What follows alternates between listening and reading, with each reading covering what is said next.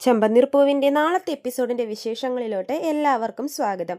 അപ്പോൾ സച്ചി തൻ്റെ സത്യസന്ധത തെളിയിക്കാൻ വേണ്ടി അനൂപിനെ ഫോൺ ചെയ്യാൻ ഫോൺ എടുക്കുവാണല്ലോ. അപ്പോൾ തന്നെ രേവതി പറയുന്നുണ്ട്, കൂടെ ഇരുന്ന് കുടിച്ചവരാരെങ്കിലും സച്ചിയേട്ടൻ കുടിച്ചെന്ന് പറയുമോ? അവരെല്ലാവരും സച്ചിയേട്ടനെ രക്ഷിക്കാനല്ലേ നോക്കത്തുള്ളൂ, കുടിച്ചില്ലെന്നേ പറയത്തുള്ളൂ എന്ന് പറയുന്നുണ്ട്.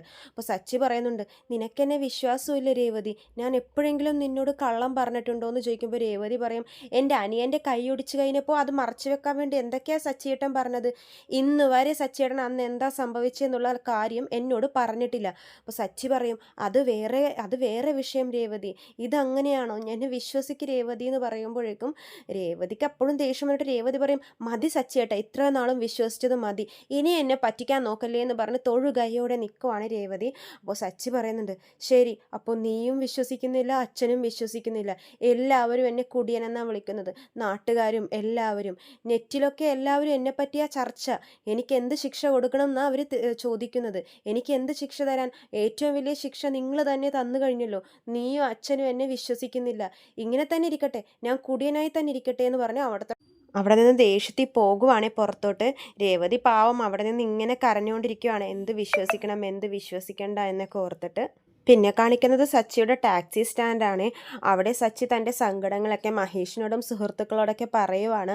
ഞാൻ അത്ര എല്ലാവരോടും പറഞ്ഞിട്ടോ ആരും എന്നെ വിശ്വസിക്കുന്നില്ലടാ, എന്നെ കുടിയനാണെന്ന് തന്നെയാണ് അവർ വിചാരിച്ചിരിക്കുന്നത്, എല്ലാവരും നാട്ടുകാരും വീട്ടുകാരും കൂടി എനിക്കൊരു കുടിയൻ്റെ പട്ടം ചാർത്തി തന്നു എന്ന് പറയുമ്പോഴേക്കും മഹേഷ് പറയുന്നുണ്ട്, എടാ ആരൊക്കെ പറഞ്ഞാലും ഞങ്ങൾ നിന്നെ വിശ്വസിക്കും, ഞങ്ങൾക്ക് ആ വീഡിയോയിൽ ഒരു വിശ്വാസവും ഇല്ല, കാരണം ഞങ്ങളെക്കാളും ഞങ്ങൾക്കറിയാലോ നീ കുടിക്കത്തില്ലെന്ന്, നീ കുടിക്കും പക്ഷെ ഞങ്ങളുടെ അത്രയും പോലും നീ കുടിക്കില്ല, അതും പകലിൽ ഒട്ടും കുടിക്കില്ല, കുടിച്ചുകൊണ്ട് നീ ഒരിക്കൽ പോലും വണ്ടി ഓടിച്ചിട്ടുമില്ല, അന്ന് ശരത്തിൻ്റെ വിഷയം വന്നപ്പോൾ മാത്രമാണ് നീ രാവിലെ കുടിച്ചത്, അന്നാണെങ്കിൽ നീ സവാരിക്കും പോയില്ലല്ലോ, നിന്നെ ഞങ്ങൾക്ക് വിശ്വാസമാടാ സച്ചി, ആരും നിന്നെ വിശ്വസിക്കേണ്ട, ഞങ്ങൾക്ക് വിശ്വാസമാണെന്ന് പറയുമ്പോഴേക്കും സച്ചി പറയും, നിങ്ങളെങ്കിലും എന്നെ വിശ്വസിക്കുന്നുണ്ടല്ലോ, എനിക്ക് സമാധാനമായി എന്ന് പറയുമ്പോൾ പറയും, ഞങ്ങൾക്കറിയാടാ, ഞങ്ങൾ പോലും കുടിച്ചിട്ട് വണ്ടി ഓടിക്കുമ്പോൾ നീ ഞങ്ങളെ ഉപദേശിക്കാറില്ലേ, കുടിച്ചിട്ട് ഒരിക്കലും വണ്ടി ഓടിക്കരുത്, വണ്ടിയിൽ യാത്രക്കാരുള്ളതാണ്, അവരുടെ കാര്യങ്ങൾ ശ്രദ്ധിക്കണം, റോഡിലൂടെ പോകുന്ന യാത്രക്കാരുടെ കാര്യങ്ങൾ ശ്രദ്ധിക്കണം, അതുകൊണ്ട് ഒരിക്കലും കുടിച്ച് വണ്ടി ഓടിക്കരുതെന്ന് നീ ഞങ്ങളെ ഉപദേശിക്കാറുള്ളതല്ലേടാ,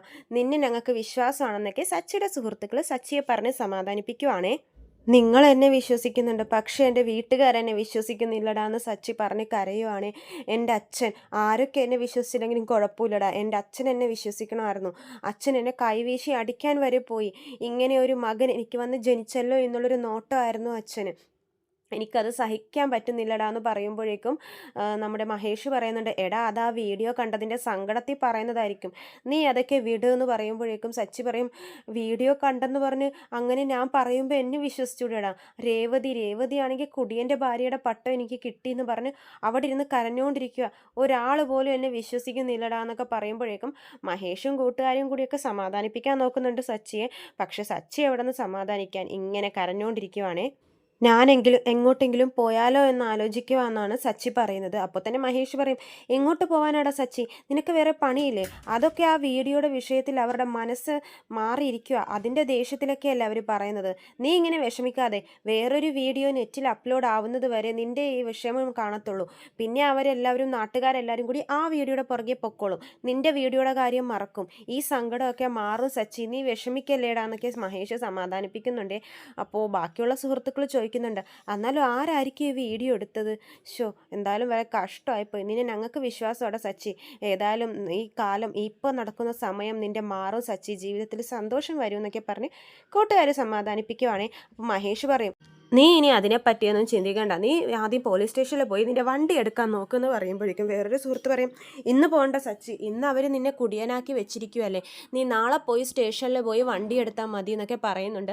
മഹേഷ് ചോദിക്കുന്നുണ്ട് കേട്ടോ സംശയം കൊണ്ടിട്ട്, അല്ലടാ സച്ചി, വണ്ടി പിടിച്ചോണ്ട് പോകാൻ നേരത്ത് നിന്നെ കൊണ്ട് ഊതിച്ചില്ലേന്ന് ചോദിക്കുമ്പോൾ സച്ചി പറയും, ഇല്ലടാ, പോലീസുകാരൊക്കെ അതും വിശ്വസിച്ച് വീഡിയോ വിശ്വസിച്ചിട്ടായിരിക്കും അപ്പോൾ വണ്ടി എടുത്തോണ്ടും പോയത്, സാരമില്ല സച്ചി, നീ നാളെ പോയി വണ്ടി എടുക്കുക എന്ന് പറഞ്ഞ് മഹേഷ് സമാധാനിപ്പിക്കുവാണ് സച്ചിയെ. പിന്നെ കാണിക്കുന്നത് രേവതിയാണ്. രേവതി പൂ വിൽക്കാൻ വേണ്ടി ഇങ്ങനെ വണ്ടിയിൽ ഇങ്ങനെ പോയിക്കൊണ്ടിരിക്കുമ്പോഴേക്കും ആൻ്റണി വരുന്നുണ്ട്. ആൻ്റണി രേവതിയെ കാണുന്നതും വണ്ടി നിർത്തിയിട്ട് അങ്ങ് ഇറങ്ങി രേവതിയെ കളിയാക്കുവാണ്. എന്താ ചേച്ചി, ചേച്ചിയുടെ ഭർത്താവ് ഇപ്പോൾ നെറ്റിലൊക്കെ വൈറലാണല്ലോ എന്നൊക്കെ ചോദിക്കുന്നുണ്ട്. അപ്പോൾ രേവതി പറയും, ആൻ്റണി മര്യാദയ്ക്ക് പോയിക്കോ, ഇവിടെ നിന്ന് എന്നോട് സംസാരിക്കാനൊന്നും നിൽക്കരുതെന്ന് പറയുമ്പോൾ, എന്താ ചേച്ചി ദേഷ്യം വരുന്നുണ്ടോ? അങ്ങനെ ഒരുപാട് കമൻസ് ആൻ്റണി അടിക്കുവാണേ. ആൻ്റണി പറയുന്നുണ്ട്, അന്ന് എന്നോട് ശരത്തിന് ഭയങ്കരമായിട്ട് ഉപദേശിക്കുന്നുണ്ടായിരുന്നല്ലോ, ഇവൻ്റെ കൂടെ കൂടരുത്, ഇവൻ കള്ളുകുടിയനാണ്, പെറുക്കിയാണെന്നൊക്കെ പറഞ്ഞിട്ട്. ഇപ്പോൾ ചേച്ചിയുടെ ഭർത്താവ് എന്തൊക്കെയാണ് കാണിച്ചിരിക്കുന്നത് ആ വീഡിയോയിൽ. ചേച്ചിക്കത് ഭയങ്കര നാണക്കേടായല്ലേ? സാരമില്ല ചേച്ചി, ആദ്യം പോയി ഭർത്താവിനെ ഉപദേശിക്കുക, അനിയനെ ഉപദേശിക്കുന്നതിന് മുമ്പ് ഭർത്താവിനെ ഉപദേശിക്കുമെന്ന് പറയുമ്പോഴേക്കും രേവതി പറയും, എൻ്റെ ഭർത്താവിനെ പറ്റി ഇനി നീ ഒരു അക്ഷരം മിണ്ടിയ എന്ത് ചെയ്യും? നീ ചേച്ചി എന്നെ അടിക്കുമോ? അടിച്ചോ, അത്രയല്ലേ ഉള്ളൂ. അതിന് മുമ്പ് ചേച്ചിയുടെ ഭർത്താവിനെ കുറച്ച് ബുദ്ധി ഉപദേശിച്ചു വാ. അല്ലെങ്കിൽ തന്നെ ചേച്ചിയുടെ ഭർത്താവിനെ പറ്റി ഞാൻ പറയേണ്ട കാര്യമില്ലല്ലോ, നാട്ടുകാർ മൊത്തം പറയുന്നുണ്ട്, ഇനി ഞാനായിട്ടൊന്നും പറയുന്നില്ല. ചേച്ചിയുടെ പണി നടക്കട്ടെ. എന്തായാലും ചേച്ചി സമ്പാദിച്ചിട്ട് വേണ്ടേ ഇനി ആ വീട്ടിലെ കാര്യങ്ങളൊക്കെ നോക്കാൻ. സച്ചിയേടൻ്റെ ലൈസൻസൊക്കെ പോലീസുകാരെടുത്ത് വെച്ചിരിക്കുമല്ലേ, ഇനി ആ വണ്ടി തിരിച്ചു കിട്ടുമെന്നൊന്നും വിചാരിക്കണ്ട. ചേച്ചിയുടെ പണി ഞാനായിട്ട് മുടക്കുന്നില്ല, ചേച്ചി പണിയെടുത്തോ, ഞാൻ പോവാന്ന് പറഞ്ഞിട്ട് ആൻ്റണി രേവതിയെ കളിയാക്കി അവിടെ നിന്നും പോകുവാണേ. രേവതി അപ്പം ഇങ്ങനെ ദേഷ്യത്തിൽ നിൽക്കുവാണ്. രേവതി പിന്നെ പൂ വിൽക്കണ ചേച്ചിമാരെയൊക്കെ കാണുന്നുണ്ട് റോട്ടിൽ. അപ്പോൾ ചേച്ചിമാരൊക്കെ രേവതിയോട് വിശേഷം ചോദിക്കുന്നുണ്ട്. എന്താ രേവതി, നിൻ്റെ ഭർത്താവ് ഇപ്പോൾ നെറ്റിലൊക്കെ വൈറലാണല്ലോ, വീഡിയോ ഞങ്ങളും കണ്ടായിരുന്നു, അത്രയും കുടിക്കുമോ നിൻ്റെ ഭർത്താവ്? അപ്പോൾ വേറൊരു ചേച്ചി പറയുന്നുണ്ട്, കുടിക്കുന്നത് ഇത്ര വലിയ പ്രശ്നമാണോ? സച്ചി കുടിച്ചു എന്ന് പറഞ്ഞാൽ അത് ഇത്ര വലിയ പ്രശ്നമാക്കേണ്ട കാര്യമുണ്ടോ എന്ന് ചോദിക്കുമ്പോഴേക്കും വേറൊരു ചേച്ചി പറയും, അല്ല സച്ചി ഡ്രൈവറല്ലേ, വണ്ടി ഓടിക്കുന്ന ആളല്ലേ, മദ്യപിച്ച് വണ്ടി ഓടിച്ച് ആ വണ്ടി കയറുന്നവർക്കും റോട്ടിൽ കൂടി പോകുന്നവർക്കൊക്കെ പ്രശ്നമല്ലേ, അതാണ് ആ വീഡിയോ അത്രയും വൈറലായതിനും കാരണം എന്നൊക്കെ ആ ചേച്ചി പറയുന്നുണ്ട്. രേവതി, നിനക്ക് പറഞ്ഞൂടെ സച്ചിനോട് കുടിക്കല്ലേ എന്നൊക്കെ. അപ്പോൾ രേവതി പറയുന്നുണ്ട്, ഞാൻ ഒരുപാട് പറഞ്ഞു നോക്കി ചേച്ചി, ഈ കുടി മാത്രം എന്നെ കൊണ്ട് മാറ്റാൻ പറ്റുന്നില്ല, എന്ത് ചെയ്യണം എന്നറിയില്ല. പറയും, ഇങ്ങനെ കുടിച്ചു കഴിഞ്ഞാൽ ആരോഗ്യത്തിന് കേടാ, എല്ലാവരും നിന്നെ പറയത്തുള്ളൂ, ഭാര്യയാണ് കുടിക്കുന്നതിൻ്റെ പ്രധാന കാരണം എന്നൊക്കെ. അപ്പോൾ രേവതി പറയും, ആരോട് പറയാൻ ചേച്ചി, എനിക്ക് പറയാനല്ലേ പറ്റത്തുള്ളൂ, ഞാൻ എല്ലാം പറയുന്നുണ്ട്, പക്ഷേ സച്ചിയേട്ടനോട് കൂടി നിർത്തുന്ന കാര്യം പറയാൻ മാത്രം പറയുമ്പോൾ കേൾക്കുന്നില്ല എന്ന് പറയുമ്പോഴേക്കും കൂടെ നിൽക്കുന്ന ചേച്ചി ഒരു കാര്യം പറയുവേ, രേവതി നീ ഞാൻ പറയുന്നത് പോലെ കേൾക്ക്, എൻ്റെ ഭർത്താവ് ഇങ്ങനെ കൂടിക്കൊണ്ടിരുന്നപ്പോൾ ഞാനൊരു നാട്ടുവൈദ്യൻ്റെ കയ്യിൽ നിന്ന് ഒരു പൊടി മേടിച്ചായിരുന്നു. ആ പൊടി ജ്യൂസി കലക്കി കൊടുത്തപ്പോഴേക്കും എൻ്റെ ഭർത്താവ് കുടി നിർത്തി. പിന്നെ കുടിക്കണമെന്ന് തോന്നി ബാറിൽ പോയപ്പോഴേക്കും കുടിച്ചു കഴിഞ്ഞ് ഭയങ്കര ഛർദിലായിരുന്നു. അതുകൊണ്ട് ഇപ്പം മദ്യം കൈ കൊണ്ട് തൊടാറില്ല. നീയും കൂടി കണ്ടതല്ലേ എൻ്റെ ഭർത്താവ് ഇപ്പം മര്യാദക്ക് ജോലിക്ക് പോകുന്നത്. അപ്പോൾ രേവതി പറയും, ആണോ, ഈ വിഷയം എന്താ ചേച്ചി നേരത്തെ എന്നോട് പറയാത്തതെന്ന് ചോദിക്കുമ്പോൾ ആ ചേച്ചി പറയുന്നുണ്ട്, സച്ചി ഇത്രയധികം കുടിക്കുമെന്ന് ഞങ്ങൾക്കറിയില്ലല്ലോ, നിനക്ക് ആ പൊടി വേണമെങ്കിൽ ഞാൻ മേടിച്ചു തരാമെന്ന് ആ ചേച്ചി പറയുവാണേ. അപ്പോൾ രേവതി പറയും, ആരോഗ്യത്തിന് വേറെ ബുദ്ധിമുട്ടൊന്നും ഉണ്ടാവില്ലല്ലോ, വേറെ പ്രശ്നങ്ങളൊന്നും വരില്ലല്ലോ എന്ന് ചോദിക്കുമ്പോൾ പറയും, ഇല്ല ചെറിയൊരു തലവേദനയും ഛർദിലും അത്രേ ഉണ്ടാവത്തുള്ളൂ, വേണമെങ്കിൽ ഞാനിപ്പോൾ മേടിച്ചു തരാമെന്ന് പറയുമ്പോഴേക്കും രേവതി പറയും, എന്നാൽ വാ ചേച്ചി നമുക്കൊന്ന് പോയി മേടിച്ചിട്ടും വരാമെന്ന് പറഞ്ഞ് ആ ചേച്ചിയും രേവതിയും കൂടി വൈദ്യനെ കണ്ട് പൊടി മേടിക്കാൻ വേണ്ടി പോകുവാണേ. എന്നിട്ട് പൊടിയൊക്കെ മേടിച്ച് രേവതി നേരെ വീട്ടിലോട്ട് വരുവാണ്. വണ്ടിയിൽ നിന്ന് ആരും കാണാതെ പൊടിയും കൊണ്ട് രേവതി നേരെ അടുക്കളയിൽ പോയി ജ്യൂസൊക്കെ ഉണ്ടാക്കുവാണ്. ജ്യൂസൊക്കെ ഉണ്ടാക്കി അടുക്കളയിലൊന്നും ആ പരിസരത്തൊന്നും ആരുമില്ല, എല്ലാവരും ജോലിക്കൊക്കെ പോയിരിക്കുമല്ലേ, അതുകൊണ്ട് ആരും തന്നെ ഇല്ല. രേവതി ആരും കാണാതെ പൊടിയെടുത്ത് ജ്യൂസിൽ കലക്കിക്കൊണ്ട് അവിടെ കലക്കിയിട്ട് അവിടെ വെക്കുവേ. കലക്കിയിട്ട് അടച്ചു വെക്കുമ്പോഴേക്കും നമ്മുടെ രവീന്ദ്രൻ വിളിക്കുവാണ്, രേവതി എന്ന് പറഞ്ഞ് വിളിക്കുമ്പോഴേക്കും രേവതി ആ ജ്യൂസും വെച്ച് രവീന്ദ്രൻ്റെ അടുത്തോട്ട് പോകുവാണ്. അപ്പോൾ രവീന്ദ്രൻ പറയുന്നുണ്ട്, എൻ്റെ യൂണിയനിൽ ഒരാളുടെ മോളുടെ നിശ്ചയമാണ്, അപ്പോൾ അവർക്ക് 2 മാല വേണം, രേവതിയെ കൊണ്ട് എടുപ്പിക്കാം എന്നാണ് അവർ പറയുന്നത്. നിൻ്റെ മാലയുടെ പേര് നാട് മൊത്തം പരക്കുവാണ് രേവതി, ഇന്ന് എനിക്ക് അഡ്വാൻസ് തന്നിട്ടുണ്ടെന്ന് പറഞ്ഞിട്ട് രേവതി ആ കാശ് ഏൽപ്പിക്കുവാണ്. അപ്പോൾ രേവതിക്ക് ഭയങ്കര സന്തോഷമാവും.